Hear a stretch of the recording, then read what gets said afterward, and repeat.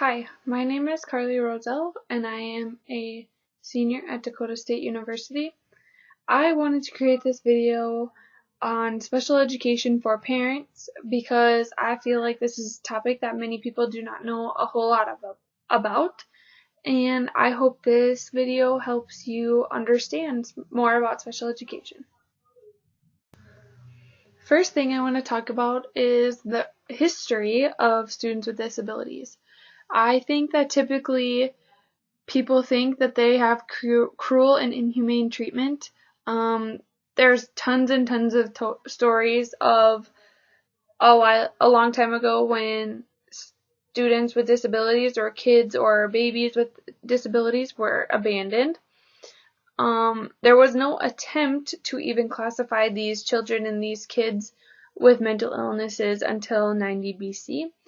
And then in the 1700s was when somebody by the name of Jean Gaspard was trying to figure out new methods for special education.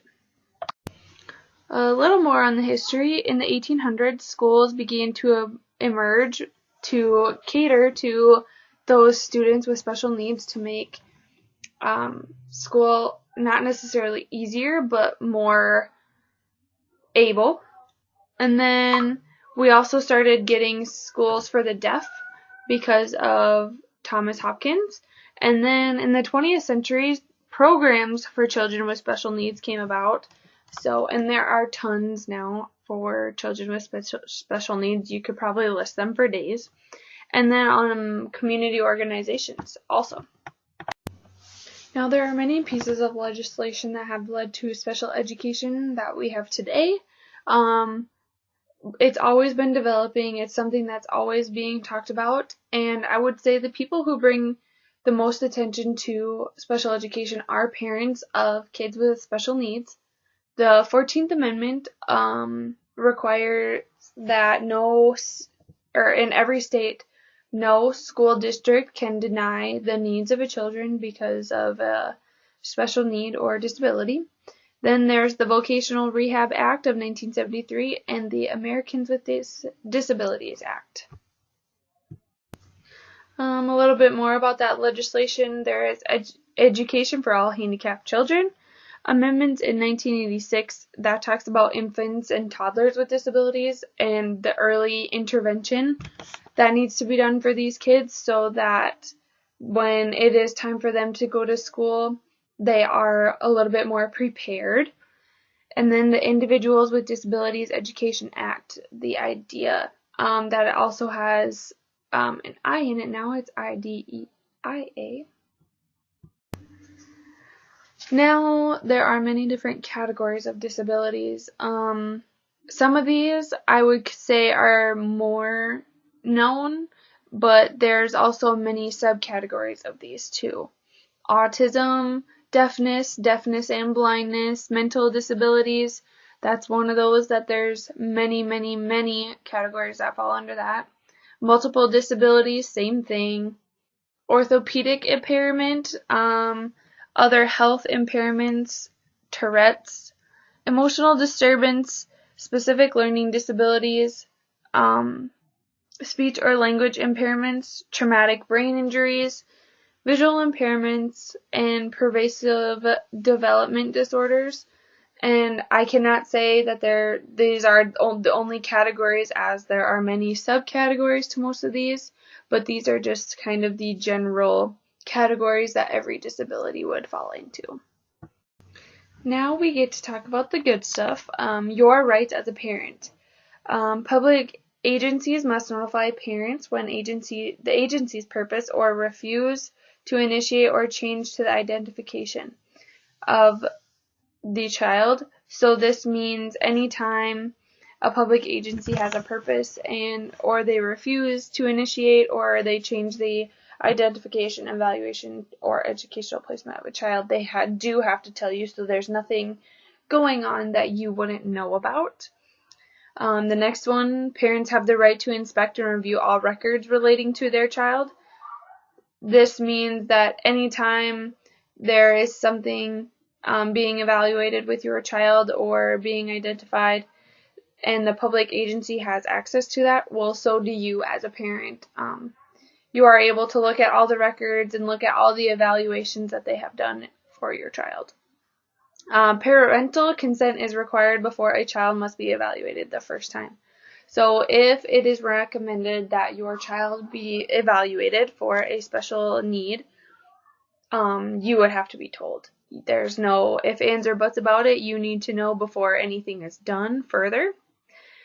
Parents have the right to obtain an independent educational evaluation of their child.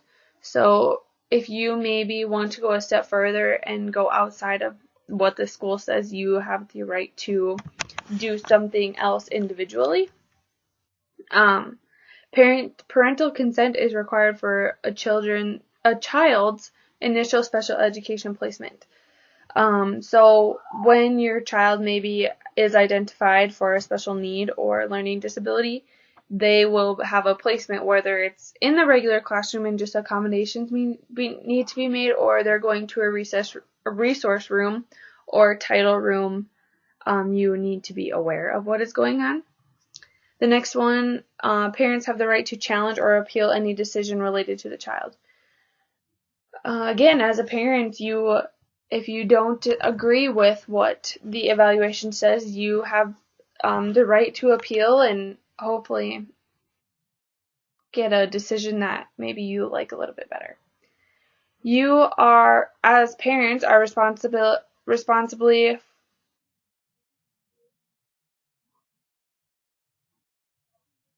you need to be notified if they plan to remove your child from special needs. You are also responsible for telling the public agency if you would like to go to a hearing because you did not agree, and that would be the appeal process. So yeah, as a parent, you pretty much have a ton of rights that maybe you weren't aware of, but hopefully this slide really helped in that area. Now, the assessment process, this one kind of can get a little complicated, but is pretty straightforward. So the first step, you need to clearly define and identify the learning outcomes for the child. That will be the first step in our process. Then we need to select the appropriate assessment measures.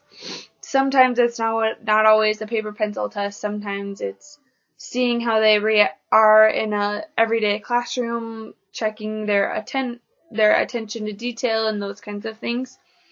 Then we get to analyze the results of that assessment, and then the last step would be to adjust or improve the programs to the results of the assessment that we did. And this should help the student in any way. Now we have the IEP process. The first thing that happens is there will be a pre-referral, and that's pretty straightforward. Somebody will have to kind of pre-recommend, maybe we need to watch this child just to check for more signs of special needs and those kinds of things. And then after that, there will be the actual referral. So maybe you're noticing a pattern with the math homework or with their reading, something like that. There will be a referral. And then the next will be identification of what we're looking for. Are we looking for a learning disability? Are we looking for an impairment? What are we looking for? And then we will assess if there is eligibility there for that child after the assessment. Does the student qualify for different accommodations? Then the next thing, if that child is eligible, then we will develop an IEP, which is an individualized education plan. There will be either an accommodation somewhere in that plan for the child in order for them to be better abled for school. And then the next thing will be obviously the implementation of the IEP. So whatever those accommodations are would be implementing it into their school day, into the classroom, whether that's them staying in their classroom and them just getting accommodations or going to the resource room. The next thing would be evaluation and review. So the next step would be to evaluate what has all happened, maybe there needs to be a little bit of adjustments that need to be made and those kinds of things. This can get tricky because parents have the absolute right to say you agree or disagree, but unfortunately sometimes I would say we find having kids tested, maybe they don't necessarily qualify. And I have been on in on these IEP meetings where the parent does agree with what is decided, and I've been in there when a parent does not agree, and it's hard for that parent to feel that their child needs those resources, but they are just not available to that child. But now there are so many services that can be provided in most places.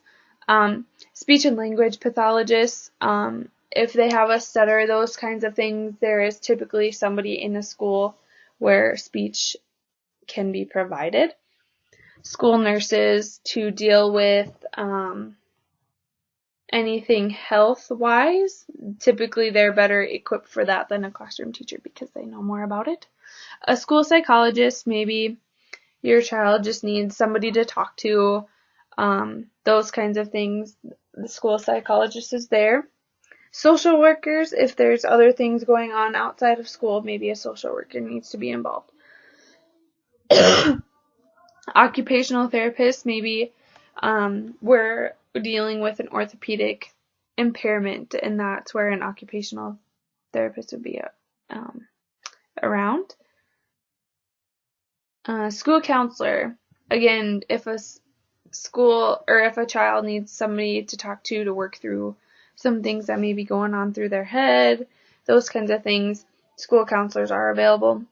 Recreational specialists, maybe we decide that your child just needs that recreation side of things just to be a little bit more focused in class. Those specialists are typically available.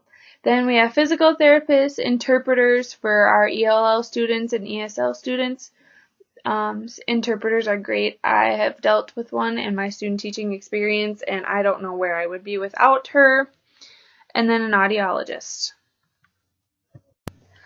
Lastly, I just wanted to give you a couple of extra links. Maybe if you have some additional questions that one of these sites can provide. The first one is the Department of Education, Rights and Safeguards. It goes a little bit more in depth into some of your rights as a parent, and it can be found right on the Department of Education website. That goes way more in depth and is very helpful to some of those parents who have more questions about specifications and those kinds of things. And then the next one, Advocating for Disability Rights. This is a website that is great. Maybe you're struggling with being a parent to a disabled child, and I imagine it can be hard, but they provide information sessions, counseling sessions, things like those for you as parents and for your child also. They are great. They give a lot of information. There's a lot there for you to kind of sift through and read about. I think they're both great resources. If you have additional questions, please feel free to contact me. I'll try to answer them best as I can, and if I don't know the answer, I definitely will find an answer for you.